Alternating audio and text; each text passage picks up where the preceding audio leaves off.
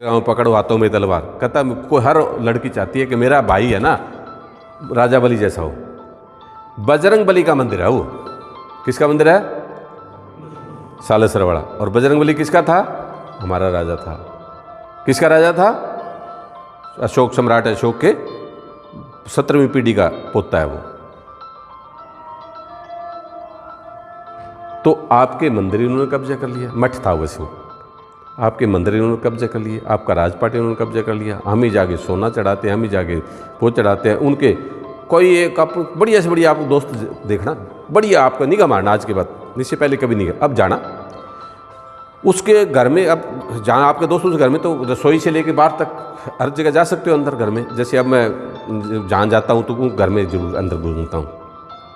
वहाँ देखना डॉक्टर अंबेडकर की फ़ोटो कहीं मिले, बताना मेरे को कहीं मिल गई भी। वो ब्राह्मण हो, जाट हो, बनिया हो, उसके घर में बाबा साहब की, डॉक्टर अंबेडकर की फ़ोटो मिल जाए, भगवान बुद्ध की फ़ोटो मिल जाए, बताना मेरे को। ये होटलों में मिलेगी, भगवान बुद्ध की होटलों में मिलेगी। आजकल बुद्ध की फ़ोटो लगाते हैं। क्यों लगाते हैं? कि यूरोप कंट्री के लोग, जो 178 देशों में भगवान बुद्ध को माना जाता है, तो विदेशों से जो लोग आते हैं वो केवल उसी होटल में रुकते हैं जहाँ भगवान बुद्ध की पोर्च में वो लगी हो फ़ोटो। तो उन्होंने देखे यार ये हमारा तो आता ही नहीं, वो देखे और वो पहले सबसे पहले इधर देखते हैं, गलत लोग हैं, बाद निकल जाते हैं। अब वो भगवान बुद्ध की फ़ोटो लगा दी होती है। भगवान बुद्ध की फ़ोटो तो हो सकता है किसी ढाबे पे भी लगी हो, किसी होटल में भी लगी हो, धर्मशाला में भी हो सकती है, वो डॉलर लेने के लिए। लेकिन डॉक्टर अंबेडकर की फ़ोटो किसी के घर में नहीं मिलेगी, किसी के घर में भगवान बुद्ध की फ़ोटो नहीं मिलेगी। रविदास जी, वाल्मीकि जी, कबीर साहब, तो भूल जाओ आप, कोई सोच ही नहीं सकता। हमारे घर में गणेश की मिलेगी, हमारे घर में परशुराम की मिलेगी, हमारे घर में काली की मिलेगी, कलकत्ते वाली कंकाली की मिलेगी। क्यों भाई? जो हमारे दादे परदादे की फ़ोटो ना लगाए, हम उनकी क्यों लगाएं? लगाना चाहिए नहीं लगानी चाहिए? बराबरी का है ना, भाईचारा कैसे रहता है? बराबरी से रहता होगा ना। तो वो अगर वो हमारे ही नहीं लगाते, हम उसके क्यों लगाएं? तो शुद्धिकरण करना आपने क्या करना है? सबसे पहले आज आप मनुस्मृति का अध्ययन करेंगे। बजरंगबली कौन है?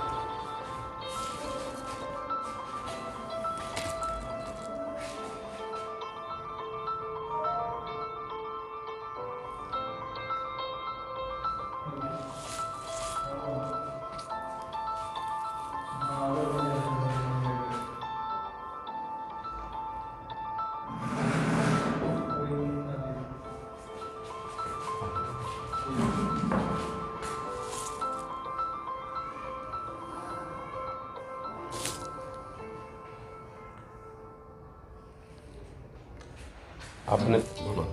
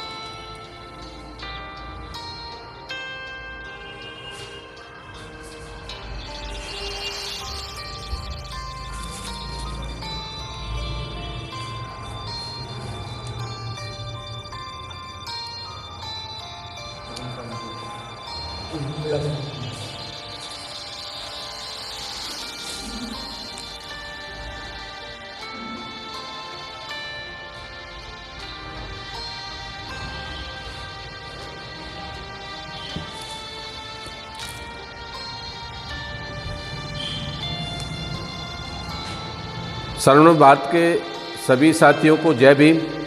आज 25 दिसंबर का दिन है। आज से 93 साल पहले बाबा साहब ने जो मनुस्मृति का दहन किया, बाबा साहब की उस विचारधारा को आगे बढ़ाने के लिए, उस कार्य को आगे बढ़ाने के लिए आज हम सब साथी गुरु रविदास धर्मशाला या ये कह सकते हो गुरु रविदास बौद्ध विहार फतेहाबाद में सभी साथी मिलके मनुस्मृति का दहन करेंगे। तो ये मनुस्मृति ऐसा भेदभाव करने वाला ग्रंथ, ऐसा संविधान जो 2500 साल तक हमें गुलाम बना के रखा, उस सभी सारे उसके एक एक पन्ने को हम इसमें जलाएंगे, इसको आग लगाएंगे, क्योंकि ये पढ़ने के काबिल नहीं। जो ग्रंथ हमें गुलाम बनाए, जो ग्रंथ हमें भेदभाव का शिकार बनाए, हमारा शोषण का जिनको हक जिसने दिया, तो उसको फिर बाबा साहब के उस दिन के याद करते हुए कि हमें आज भी याद है बाबा कि आपने हमारे हक अधिकारों को सुरक्षित रखा, आपने जैसी परिस्थितियों हमारे हक अधिकार हमें दिए, संघर्ष किया, उसको हम नमन करते हैं, आपकी विचारधारा को नमन करते हैं, आपके कार्यों को नमन करते हैं, आपके प्रति कृतज्ञता प्रकट करते हैं। आपके कृतज्ञ बच्चे हम आपके अधूरे कार्य को पूरा करेंगे। इन सब संकल्पनाओं को, इन सब बातों को ध्यान में रखते हुए आपके इस काम को आज हम एक बार फिर आपके इस काम को अधूरे काम कल्प लेते हैं। तो मैं आगे शपथपूर्वक घोषणा करता हूँ कि बाबा साहब के कारवां को, इस आंदोलन को आगे बढ़ाने के लिए तन से, मन से, धन से, समर्पण भाव से सहयोग करूँगा। मैं गुलाम पैदा हुआ, ये मेरे बस की बात नहीं। मैं गुलाम मरूंगा नहीं, ना मैं आने वाली पीढ़ी को गुलाम होने दूंगा, ना ही मैं अपने अधिकारों पे किसी का कब्जा होने दूंगा। मैं संविधान की शपथ लेके घोषणा करता हूँ कि संविधान की रक्षा के लिए, हमारे सभी अधिकारों की रक्षा के लिए, बिना किसी भेदभाव के मैं कार्य करूँगा। जय भीम, जय भारत।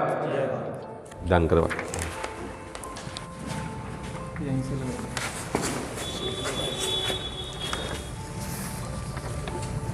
बाबा साहब अमर रहे, बाबा साहब अमर रहे, मनुस्मृति मुर्दाबाद, मनुस्मृति मुर्दाबाद, मनुवाद मुर्दाबाद, हमारा भाईचारा जिंदाबाद। बाबा साहब अमर रहे, संविधान रक्षा अमर रहे, भारतीय संविधान जिंदाबाद। मिशन अधूरा हम सब मिलकर करेंगे पूरा, बाबा तेरा मिशन अधूरा हम सब मिलकर करेंगे पूरा। जय भीम, जय जय जय जय जय जय भीम, जय भीम, जय भीम, जय जय जय जय जय भीम, जय भीम, जय भीम। मनुस्मृति मुर्दाबाद, मुर्दाबाद, मुर्दाबाद, मनु को मारने वाले लोग मुर्दाबाद, मुर्दाबाद, मुर्दाबाद, आरएसएस मुर्दाबाद, मुर्दाबाद, मुर्दाबाद, मोहन भागवत मुर्दाबाद, मुर्दाबाद, मुर्दाबाद, मोदी मुर्दाबाद, खट्टर मुर्दाबाद, हमारा भाईचारा जिंदाबाद, SC ST जिंदाबाद, OBC ST जिंदाबाद, किसान एकता जिंदाबाद, किसान अन्नदाता जिंदाबाद, किसान संघर्ष जिंदाबाद। आदरणीय श्री मनीराम जी बहलान, जिन्होंने ये कार्यक्रम फतेहाबाद में आकर,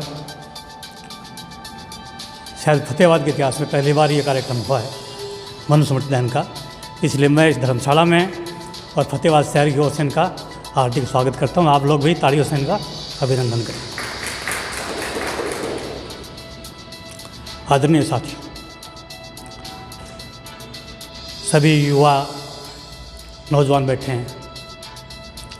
मैं आज का दिन अपने से 40 वर्ष पहले का दिन सोच रहा हूँ, जब मैं आप लोगों की उम्र का था। मैंने 1980 में फतेहाबाद शहर में पहली बार बाबा साहब की जयंती मनाने की शुरुआत की। ये नीम पत्थर मैंने रखा। तो मेरी उम्र भी आप लोगों के बराबर लगभग 23-24 साल की उम्र रही होगी। और मैं आज मनीराम जी बैलान को सुन रहा हूँ, जिनसे मेरा पिछले 30 वर्षों से लगभग परिचय है। सरकारी सेवा में होते हुए भी इन्होंने संघर्ष किया, नौकरी की।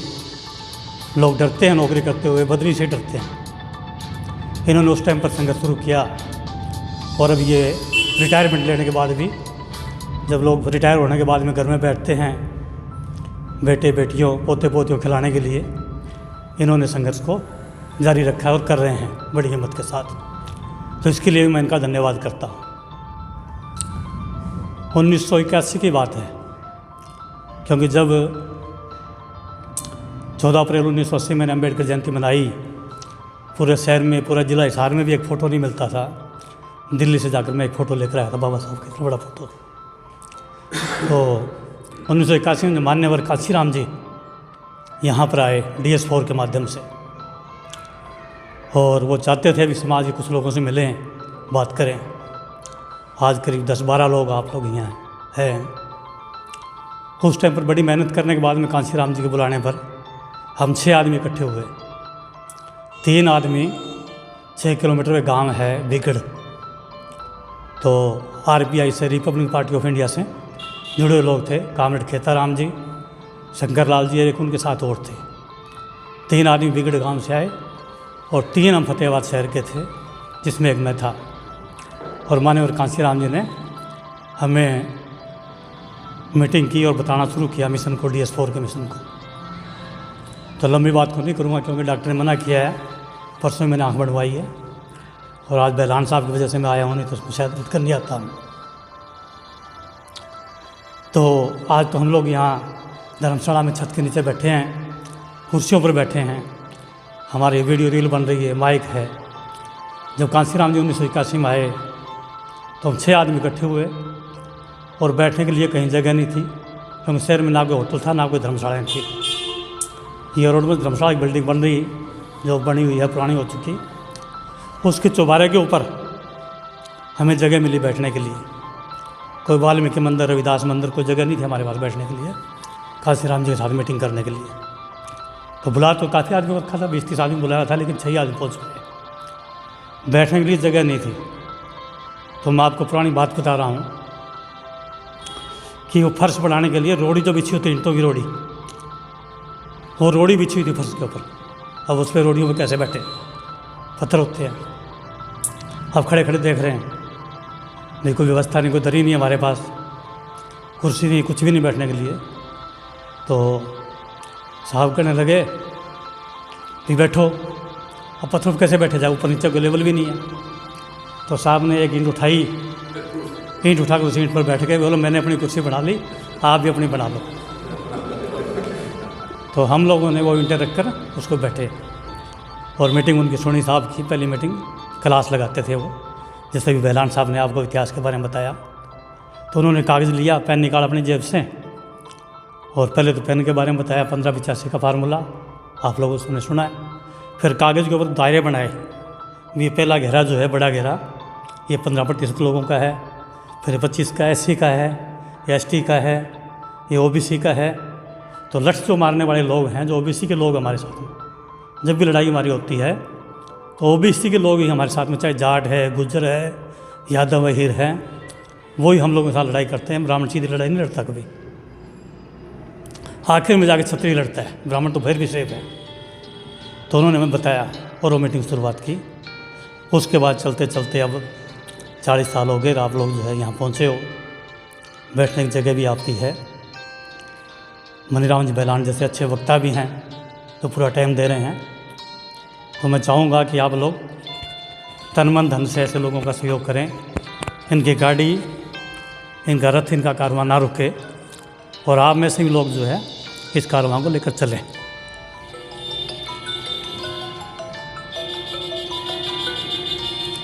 इस कारवां को लेकर चलें। रही बात यहाँ पर बैठे नौजवान हो, आजकल इंटरनेट का ज़माना आ चुका है।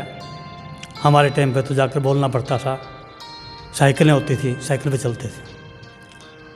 तो कम से कम आप लोग तो संविधान की कापी दिखा रहे थे अभी पहलवान साहब आपको, पूरी चर्चा की, तो कम से कम 5-5 कापी आप लोग संविधान की लेकर और बांटे अपने लेवल पर, अपने भाई बंधु में, अपने भाईचारे में, अपने क्लास वालों के साथ में, जिनके पास में खरीदने की क्षमता नहीं है या लेकर नहीं आ सकती दिल्ली से कहीं से, तो कम से कम 5-5 संविधान की कापी आप बांटें।